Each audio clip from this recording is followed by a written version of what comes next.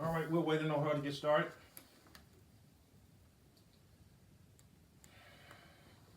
So, I haven't heard a lot about you guys. Your form, what? What's your name? Organization name? Oh no, no, no! It's not our organization. It's a national organization. It's a federally funded organization that is implemented throughout states through the states. It's called Farm Share, Uh huh. and we were just volunteering. What they do Oh, is they bring food to areas, right? okay. So political leaders, nonprofits, they can just set up a time to do this farm share, right? Right. Anybody can do a farm share in an area of need, and so we were volunteering with the couple that was putting it on, Mr. Larry and Janice Simmons. So they're a couple, Mr. and Mrs. Simmons, and they had already gotten this approved. We were just volunteers, um, and they were confused. I mean, it was just like, well, huh? What? Wait, this has been. I mean, they had just had a farm share that week in that same city, and so that's why we're really thinking it was political. The guy who my husband is running against is from that area, and we believe they did it because we were a part of it. Well, that honestly, that doesn't that that just adds to the story if you ask me, because now you call yourself running for something. I don't know whether that's true or not, but why would you deprive the same constituents that you're going to serve the right to Correct. food? So it doesn't. It's not a good look, regardless. You know. Uh, Come on, where we at, Debbie? I'm waiting on her. Might have to get started here because I know you have a six. You have a 6:30, correct? I forgot that you have reached the voicemail. Like I lost you, Doc. Okay, you I back now. see you. There you go. Yeah, you back now.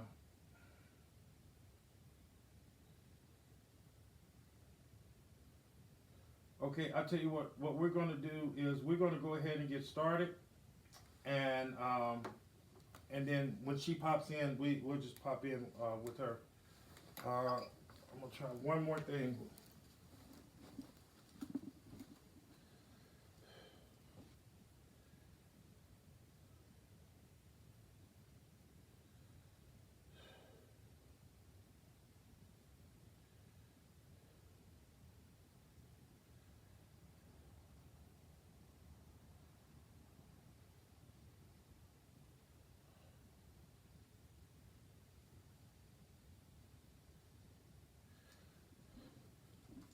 All right, make sure. All right, you got your phone silent. Uh, all right,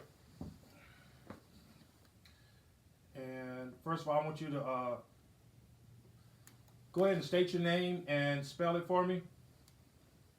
My name is Dr. Melissa Chester, Melissachester.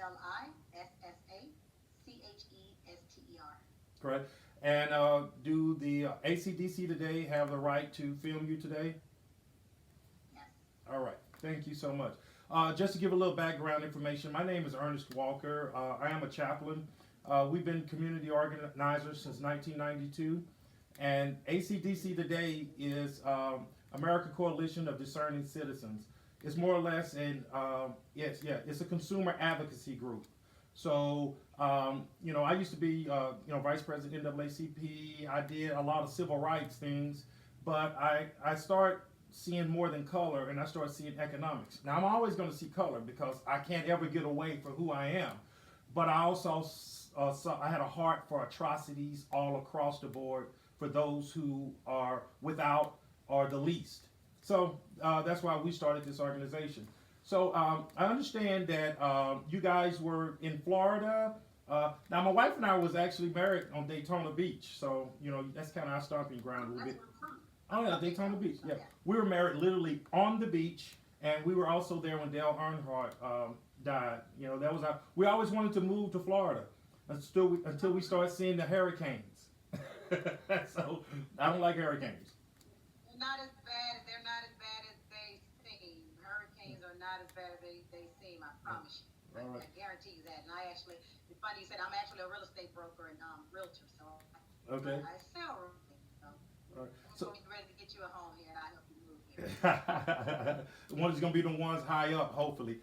So go ahead, tell us a little bit about yourself. Okay, so I am professionally trained as a college professor. I've taught on the collegiate level for many years. I taught at FAMU, Florida State, University of North Florida, and Grambling State University, and online at Southern New Hampshire University. Mm-hmm. I got into real estate around 2016, and as I stated, I'm a real estate broker and a real estate instructor. My husband is a pharmacist. He worked for Walgreens and owned his own. Also has a pharmacy technician school.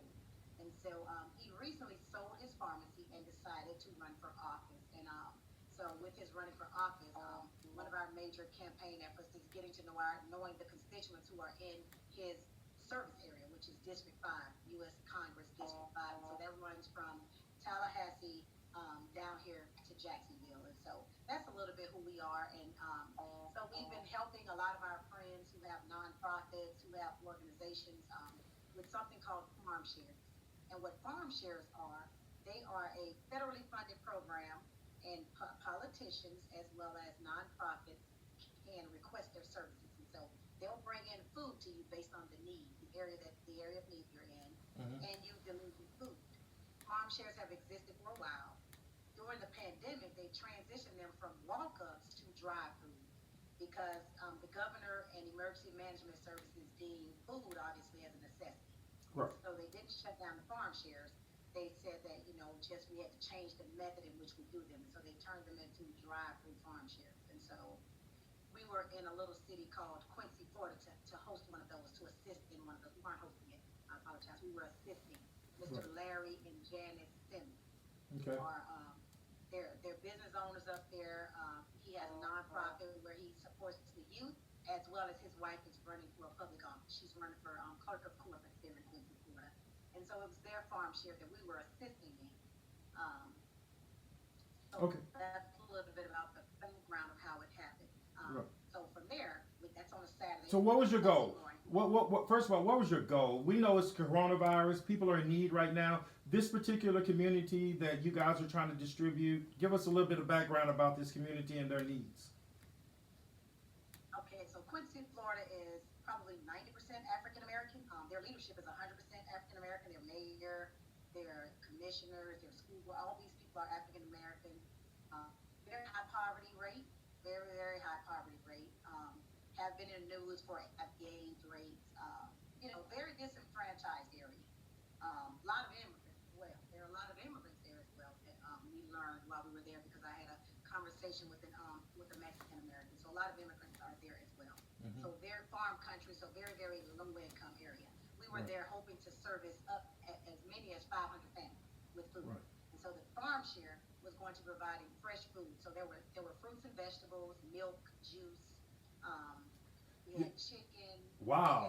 All sorts of food. Yeah, it was a phenomenal farm share. Yeah. Some farm shares, some are okay and some are phenomenal. This was a phenomenal one. That sounds like you can make a meal at this one. That sounds like you can make a meal at this one. Yes, there were chicken breast. They were giving away chicken breast, zucchini, cucumbers, bananas, strawberries, cereal, popcorn, milk, juice. Like, that was just some of the food that we were bagging. We had the different stations, but we would bag them, and they would just drive through with their trunks open, windows up. We were masked, we were gloved. So you were implementing COVID-19 standards and 6 feet apart and all of that. All of that good stuff, doing that. The farm share truck got there about 8:45 a.m. We started. 7:45 a.m. That was 26,000 pounds, correct? 16,000. 16,000. Okay. 16,000 pounds of food. 7:45. So they unload the pallets. The volunteers get busy bagging up the food. So about an hour in, the police arrive. They're friendly. Hey guys, we're here to help. Let us know what we can do. One is stationed, just kind of anticipating the traffic. We already have about 20 cars lined up who have been there since 6 a.m. waiting for us to open the farm share, which wasn't scheduled to start until 11 a.m. Right. So we're still, we're 3/4 the way finished. So it's about 10:20. We're starting at 11 a.m. And the same police who had come over and helped us, picked up some boxes, told us they'll be there for us. They'll be driving around. They'll help with the traffic. Came back over and said, hey, shut this down. Time to shut. We're closing this down. We were like, huh? What? Yeah, this is closing. You can't do this. And they pretty much proceeded to tell us that we had to stop immediately. The Did they give an farm explanation? They give an explanation? No, No explanation. they didn't.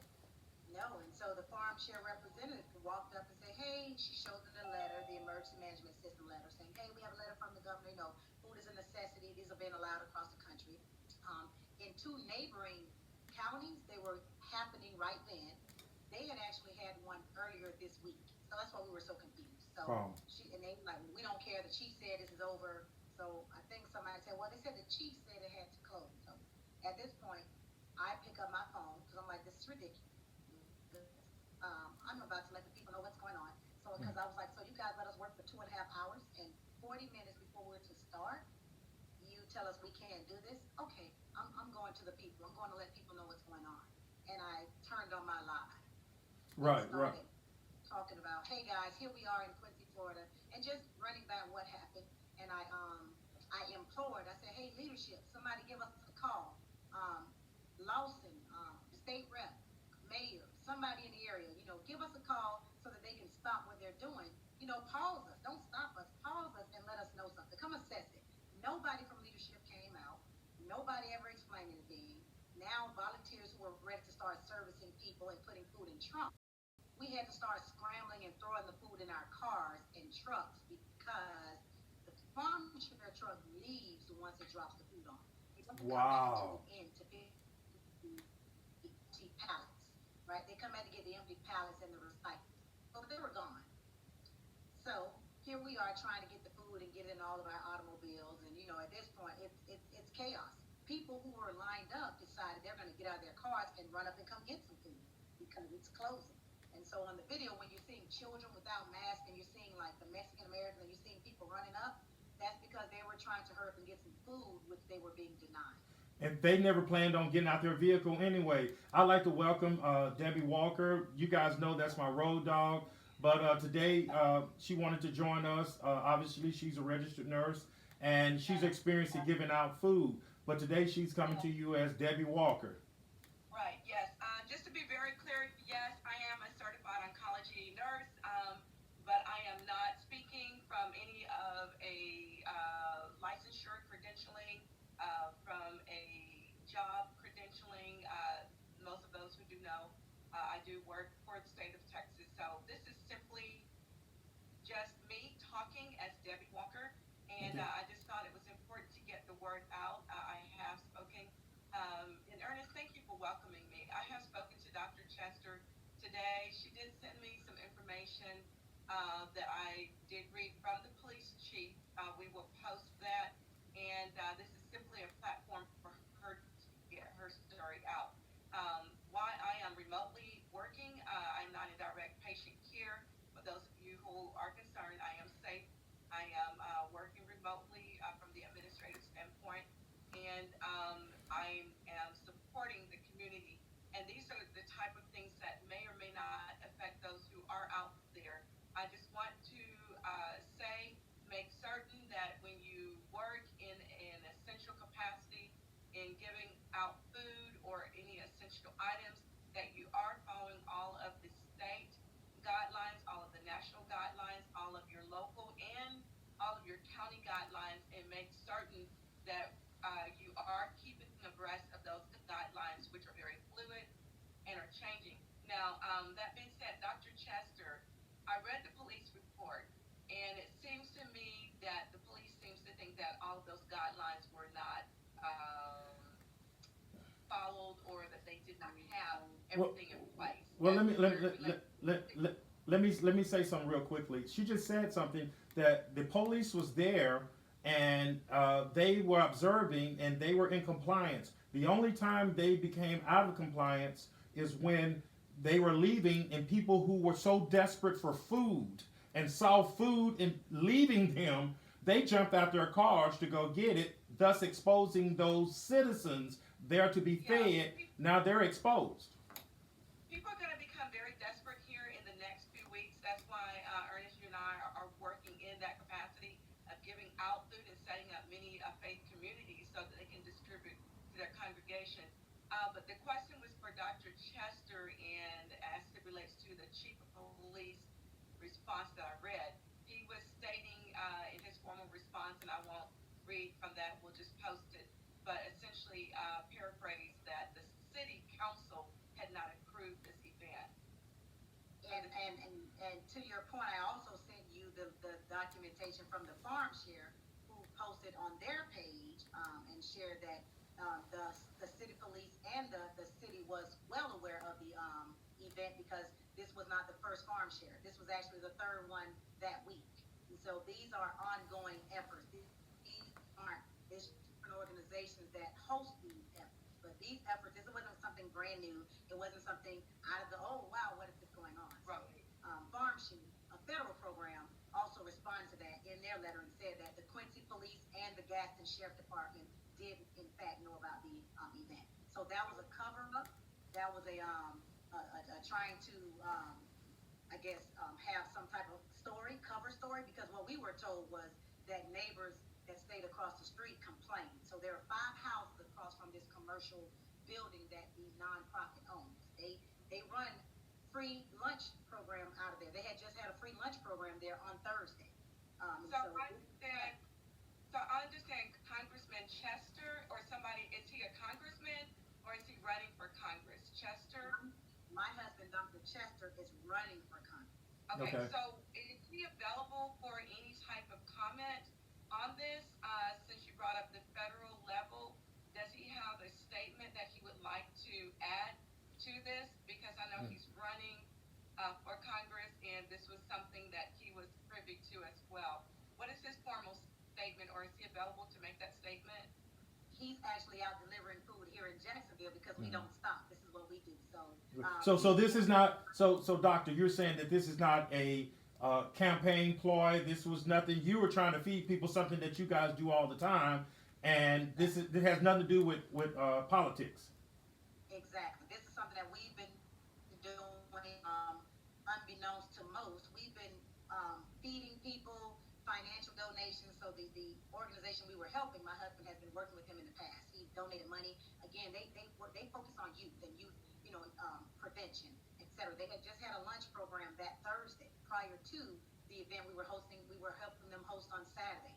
And so this is why the outrage. The outrage was, one, if we're out of compliance, your police were there for 2.5 hours with us out of compliance. You stop us 2.5 hours into the process when the event is to start in 40 minutes.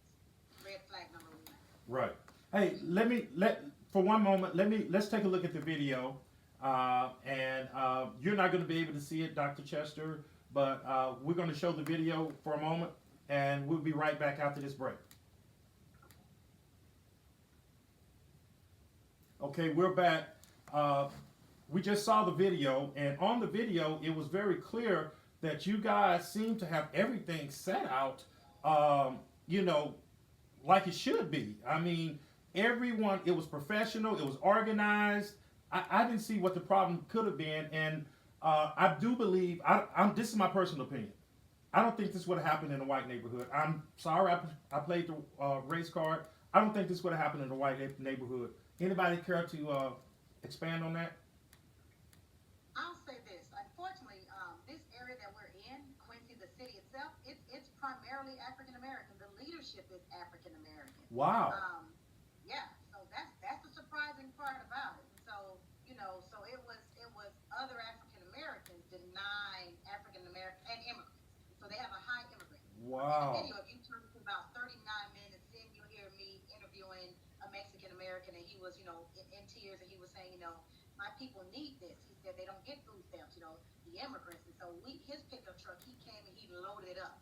And you'll see little Mexican children coming in and grabbing food and grabbing milk and running off the screen. And so the comments were, they don't have on masks. No, because they all got out of their cars to come get food that we were now denying them, that we had told them we were going to be giving them, and that we're now at the flip of a switch saying, oh no, you can't have this food. And so it got kind of hectic because people wanted food. And the leadership there was angry at me for going live. And so I'm receiving I guess kickback from that. They they posted some inflammatory statements about me. Oh, it was political. Well, it would not have been quote unquote political had the event occurred. Had the event occurred, we would have served gone home, right? So, You brought attention to it when you denied the people food. so ultimately, wow, 16,000 pounds of food. What did you do with all that food? I mean, did you have refrigeration for it? Ultimately, what you end up having to do with the food? So different volunteers put the food in their cars and pickup trucks. We only were allowed to get a small amount. My husband and I, like literally, I was getting dozens of texts in my inbox, like, "Can you bring some of that food to us?" And they were giving me their addresses. We took it to two of the projects up there, Gaston Arms, and the young lady called it the New Project. I can't remember the official name of it, but she said, "Can you bring some food over to the New Project?" And she gave us the address. And so my husband and I, we donated. We took our food to Quincy, Florida. I'm sorry, to the project. The Okay. other volunteers, honestly, I can't speak to where their food went, but a lot of them were like, "We know people in need, and we're going to take it to those people that we know." My problem with that was, what about the people we don't know? What about the people Right. that were lined up, that were there for 3 hours, that got nothing? Right. And that was my frustration. And so you guys probably heard my passion, my anger in the video. It was very organic. I mean, I took to the live because I wanted people to see. I never had any expectation of it getting that type of traction. I was amazed at the traction that it got Well, in the amount of time. you're talking to a gentleman who once was in a situation where he filmed something and was very passionate about it, and it was posted and got 2 million views in like three days. So I know how when people are outraged, they become outraged, and I think this is one of those situations. What would you like to see happen now? So the organizers that we were participating with, they actually were meeting with the city officials today to talk about rescheduling it. My husband is supposed to call him this evening once he gets in from delivering food and find out what that new date is, which is great. I'm really happy and thankful that they are rescheduling it. I'm thinking, and I'm gonna keep you posted on this. I'm thinking they don't want us participating in it. I'm thinking that was why it got canceled. Was they didn't want us there. The incumbent who my husband is running against. I mean, that's his hometown. That's his area. He had just done a farm share the previous weekend, and so that, again, we were just really confused as to why. So now we can't do the farm share. Why? And the cover story, which I was alluding to, they told us that the neighbors were complaining. I spoke to several neighbors. There was one lady that said, "Oh yeah, I called them. You don't stop a farm share for one neighbor." She claimed she was afraid because of COVID. Stay in your house. Right, stay in your house. Why you like to report? Well, let me ask you this: You're afraid. what weren't the neighbors invited to come and get some food if they needed to? Everybody, it's open to all. Right. Their income is open to all. So yes, they were welcome to come as well. She said she was afraid about COVID, and what was her other thing was nobody let her know. She's on the video towards the end. If you go to the end, she's saying they should have let me know. Nobody came and told me. Oh, so we got one. I said, man, oh yeah. So we got one of them, a homeowners association that owns the block, and you gotta check with me before you come over here.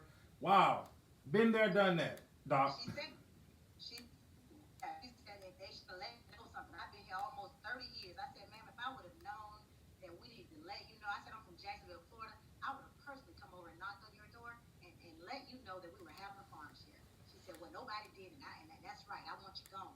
And I really believe she was the fall guy, and she fell for it because she could not have done that just on her own. She doesn't have that kind of power.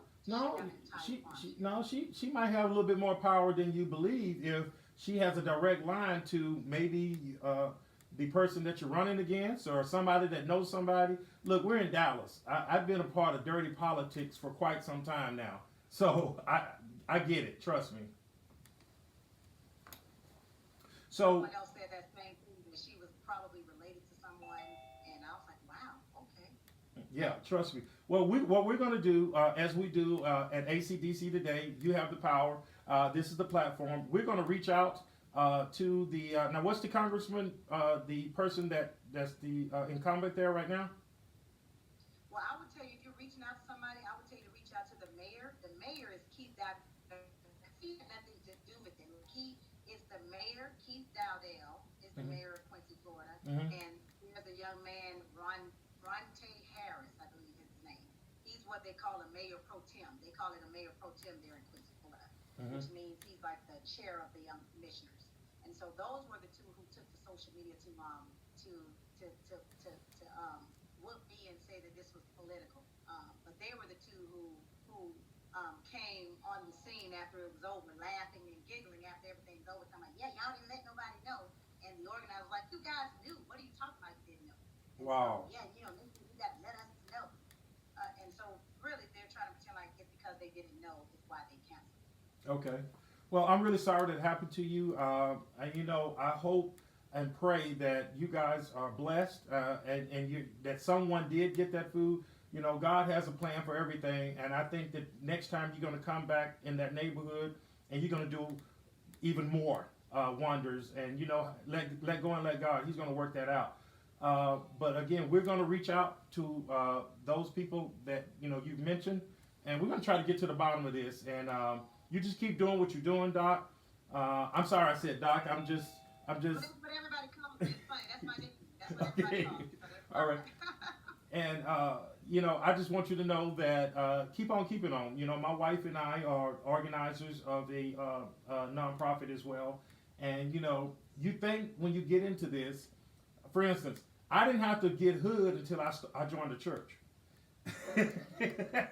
See, the streets were kind to me because I knew what to expect. But when you start dealing in those realms of nonprofits and faith-based, boy, they can be cutthroat. Yeah. Yeah. So just keep on doing what you're doing, and I appreciate you so much. And keep us informed any updates that you may have. Okay, Doctor? Yes, I will. Thank you guys so much for having me. God bless you. Bye. You have a good day.